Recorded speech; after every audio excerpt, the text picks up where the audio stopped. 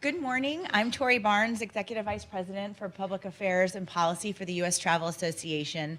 Welcome. Thank you so much for being here to join us this morning for the State of the Travel Industry address. Please take your seats. Thanks to those of you who already have. We're so excited to share with you a holistic vision of our industry, not only where we've been, but most importantly, where we're going, where we're headed in the dawn of a new decade. The importance of travel and tourism to the U.S. economy is fundamental. Travel is trade, travel is security, travel is commerce. Our considerable impact is well established. When travel thrives, so does America. To kick off today's program, we have a short video, and then we'll hear from U.S. President and CEO Roger Dow. Thanks for being here.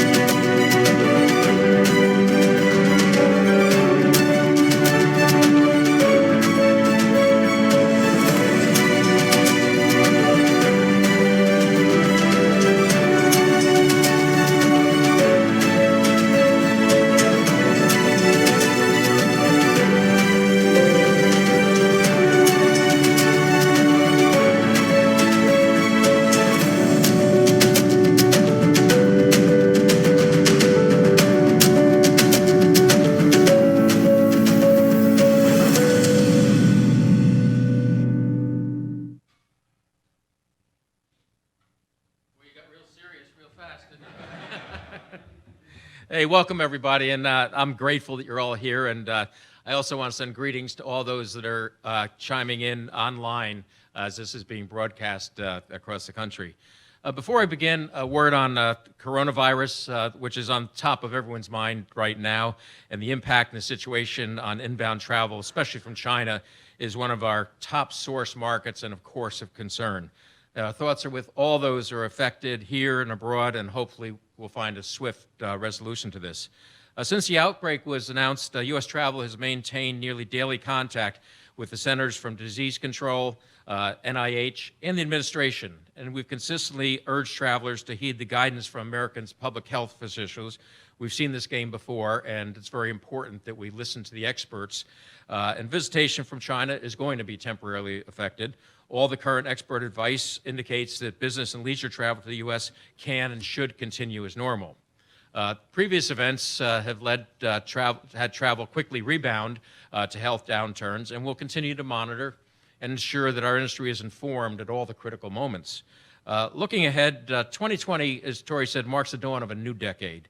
So it's a perfect time, I think, for us to sit back and reflect on the state of the U.S. travel industry, how far we've come in the last 10 years, where we stand today, and the opportunities and challenges that shape our industry and will shape our industry for the decade to come.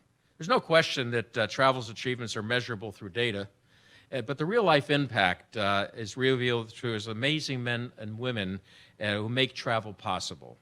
I'll highlight some of them today because these stories define our industry, give purpose to our work, and make our policy changes worth fighting for. I'd also like to share U.S. Travel's vision on how a thriving travel industry serves America, how we intend to keep travel advancing so the coming decade is our strongest ever. The vision is important because it brings to life the tremendous impact our industry has on the everyday lives of millions of Americans, their communities every single day, and often in ways that we seldom think about. For most people, travel means the importance of a business trip, attending a meeting or a convention, the joy of a family vacation, or the anticipation of a weekend getaway. These are vitally important contributions, and we're very proud of them. But for me, the true impact of our industry is even broader and deeper. Because travel, it spreads prosperity at every corner of the United States, not just certain areas of the United States. It binds our nation together.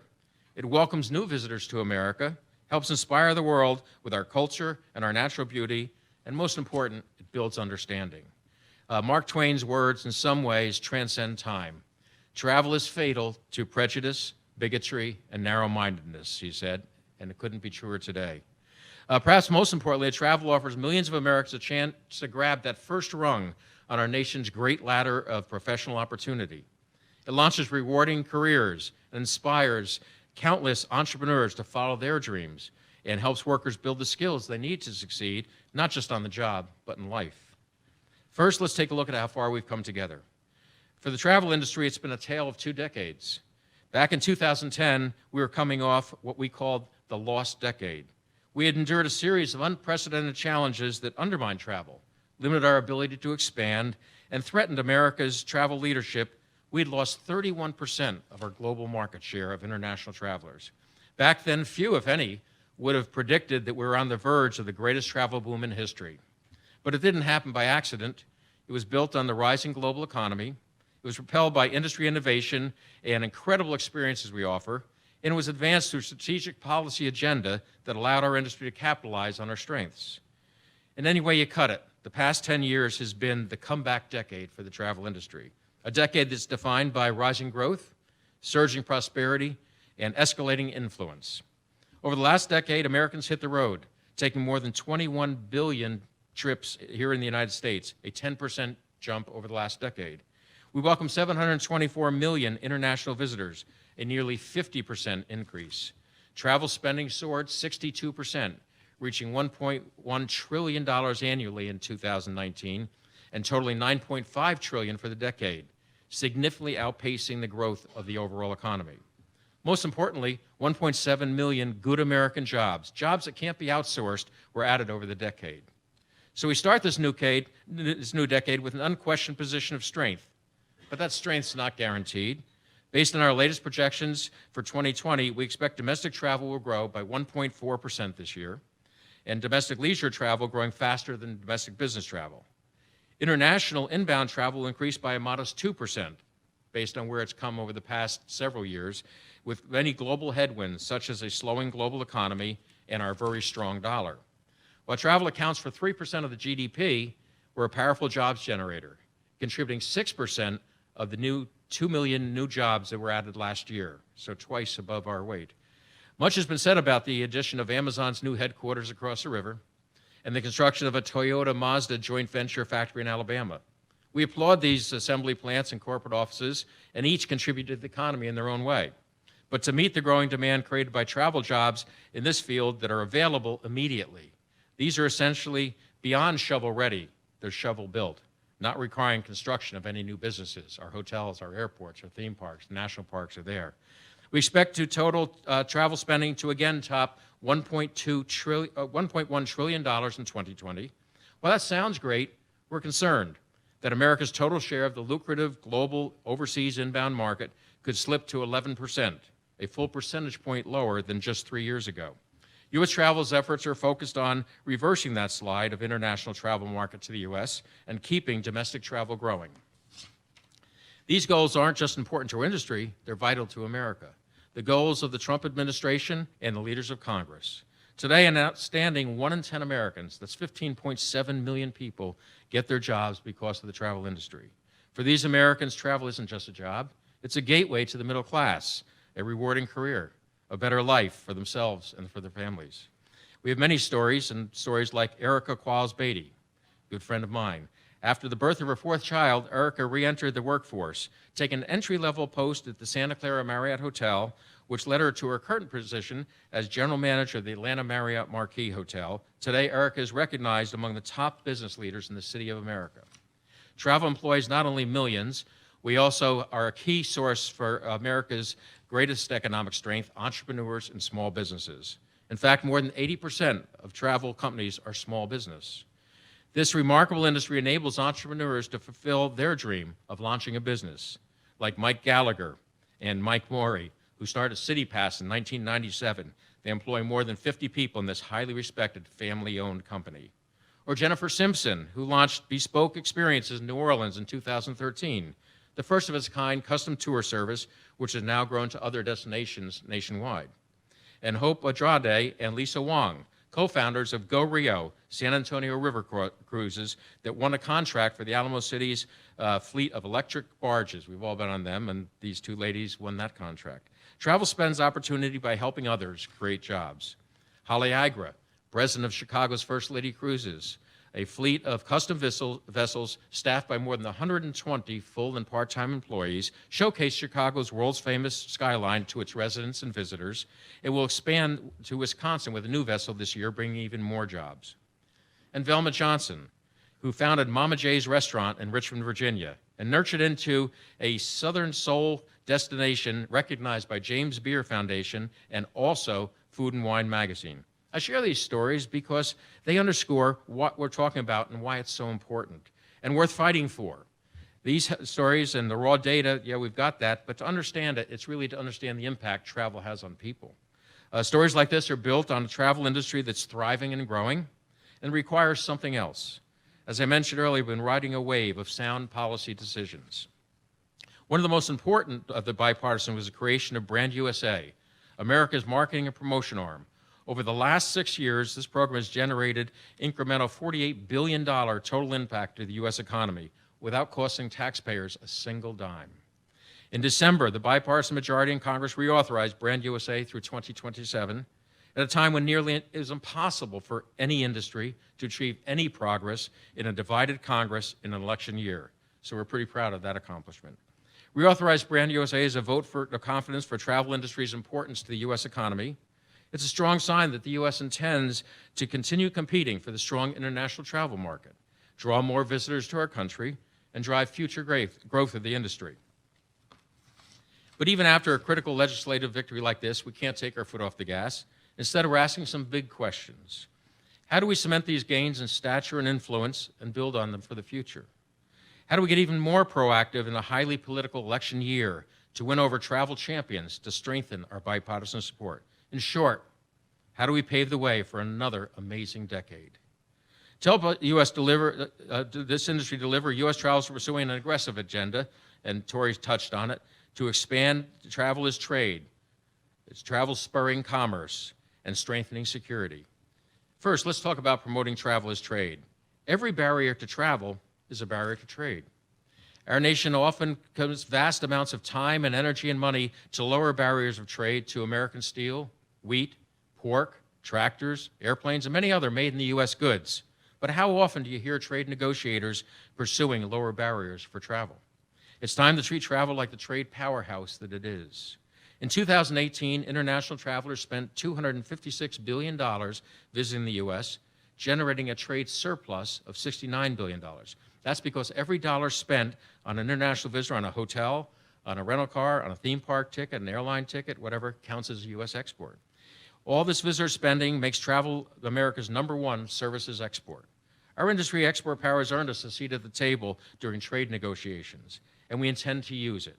We will take a leading role in helping U.S. underscore more agreements with more countries that open more markets to the United States. That's why we actively promoted the newly passed USMCA. This landmark agreement will create 15,000 travel jobs in the U.S. In the coming year, the U.S. expects to negotiate trade deals with EU, the UK, Japan, China, and these are some of the largest markets, overseas markets for our country. To achieve America's trade goals of boosting growth, raising exports, and closing our trade deficit, travel must be on the agenda. The key policies that prioritize travel should be baked into every trade agreement. This list includes eliminating barriers to business travel, agreeing not to politicize travel warnings and advisories, building our trade partners to meet the highest standards of travel security, and eliminating tariffs that raise costs for travel businesses. Our second priority is enhancing security while simplifying travel. The travel industry also achieves travel industry will also advance many innovative programs and technologies that make travel both seamless and more secure. For years, we've pursued a vision of friction-free travel when it comes to air travel security, and that vision is within our reach. Imagine arriving at an airport, walking straight to your seat on the plane, no winding through security lines, no pulling out IDs, no showing tickets, no taking off your shoes or belts, or worrying out how many ounces of toothpaste you have in your bag. That's the promise of biometric identification. U.S. travel has long been at the forefront of this critical innovations to security. We led the way on TSA PreCheck and Global Entry, programs that help millions of Americans get through airports faster and easier. The next frontier is expanding biometrics to improve travel security and make it more efficient. We envision biometrics relieving the stress at 3 critical travel choke points: TSA screening points at airports, Customs and Border Protection entry and exit, and enhancing Department of Homeland Security's trusted traveler programs. Of course, we cannot win public support unless we have a clear, verifiable protections of privacy, accuracy, and performance of these technologies. And so U.S. Travel will lead the effort to create clear pro-traveler rules governing biometric identification. When it comes to biometrics, the technology is here. The vision is real, but implementation will take some time. So we must take essential steps now to improve our current system. That means addressing the Real ID crisis. Immediately prior to the launch of the Real ID, we did some research of it going to be 1 year out, and we had an educational program we announced, and at that time, 99 million Americans do not have a Real ID. So they will not be able to fly on October 1st, 2020, because they don't have an ID that meets new federal standards. Hoping that these 99 million people will trudge down to the DMV for a new ID is no solution. Instead, let's adopt a few common sense reforms for the Real ID Act, like allowing people to start the process online rather than in line at the DMV, and improving travelers for takeoff and make sure they're already in programs they're already enrolled in, make sure that these programs work. Programs like have better security requirements than Real ID, like PreCheck and Global Entry. There's even more we can do right now. We can expand the visa waiver program to add Brazil and Israel. This would not only strengthen security between our nations, but would bring nearly 3 million additional travelers to the U.S. and add more than $30 billion to the U.S. economy over the next 3 years.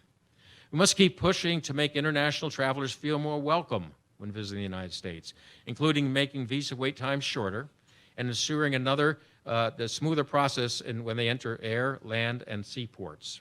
Our third priority is spurring pro-travel commerce. Travel and commerce are inextricably linked. Each one thrives on the other. When the economy is strong, travel grows. Travel is the front door to economic development. When travel is strong, the economy rises across every state, every community in the country. Travel's crucial role in our economy needs to be reflected in the tax code right now. Right now, we have a confusing morass of loopholes and inconsistencies that serve no real economic purpose.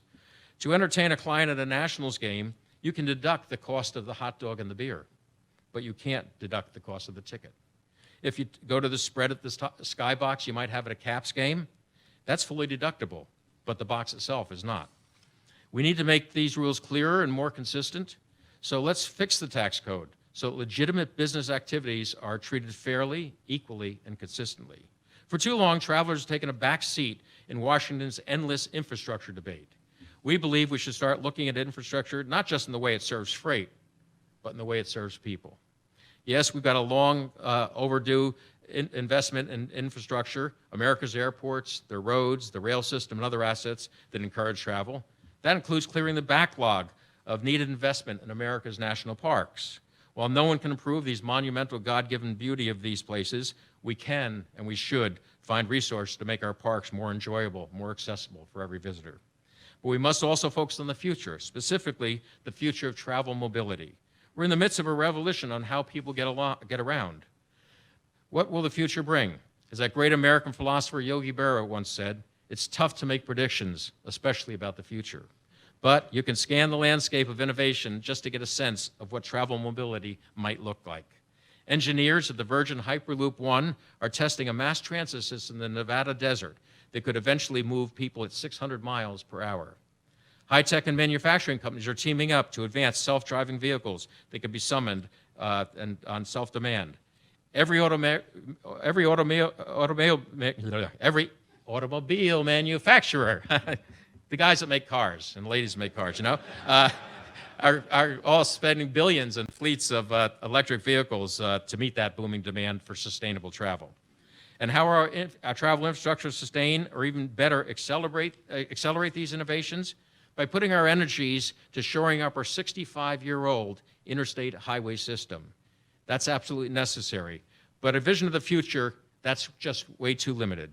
For many years, our nation's economic growth has been tied for our ability to move people and products. Now, the condition of our infrastructure has become one of our long threats to our economy. We need to pursue a more ambitious vision.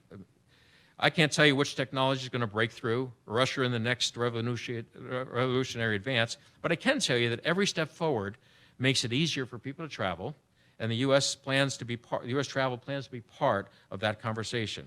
It starts by asking a new set of questions, not just how do we fix the Highway Trust Fund, but how do we create surface transportation systems that can handle millions of autonomous trucks while also allow travelers to drive across the country in electric cars? Not just how do we fund airport improvements, which are essential, but how do we get the air travelers from their doorstep to their destination without waiting in a single line? And not just how do we squeeze a few extra miles per hour in the Acela, but how do we get people from Washington to New York by rail in 1 hour? New travel modes and innovations are not the only forces shaping travel's future. Both consumers and travel destinations are raising expectations for our industry, and their biggest expectation is we grow responsibly and sustainably. One of the hottest trends in the travel industry today is purpose-driven travel. Travelers are searching out destinations and experience where they can make social and environmental contributions.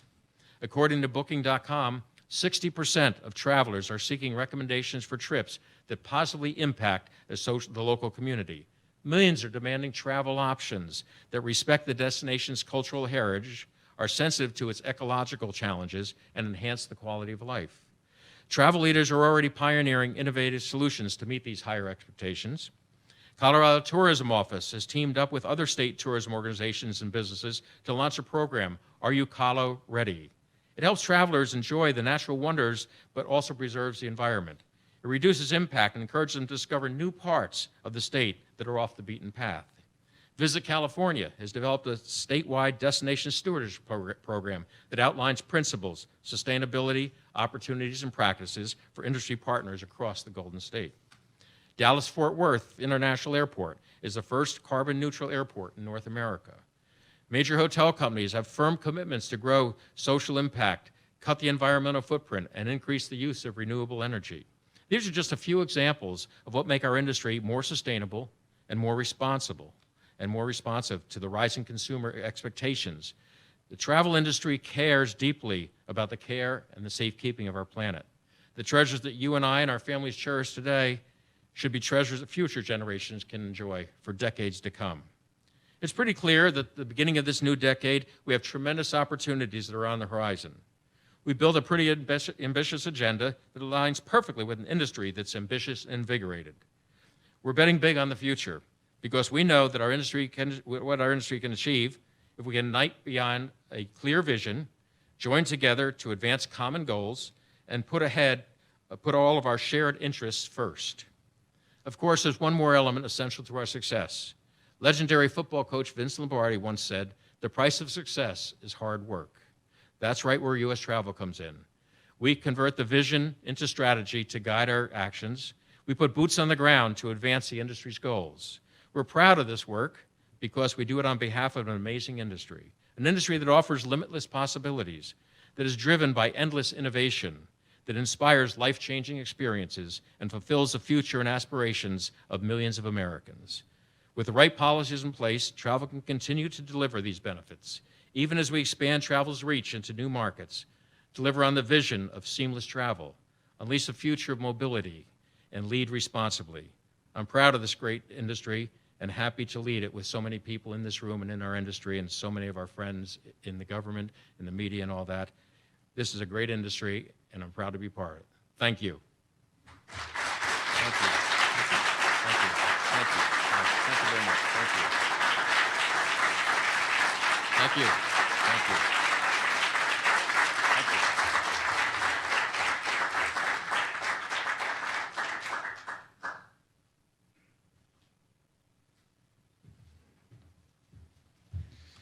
Thanks so much for joining us today. We hope that you'll spend a few minutes chatting with each other and enjoying some hospitality, some coffee, and some, I guess, hors d'oeuvres for lunch.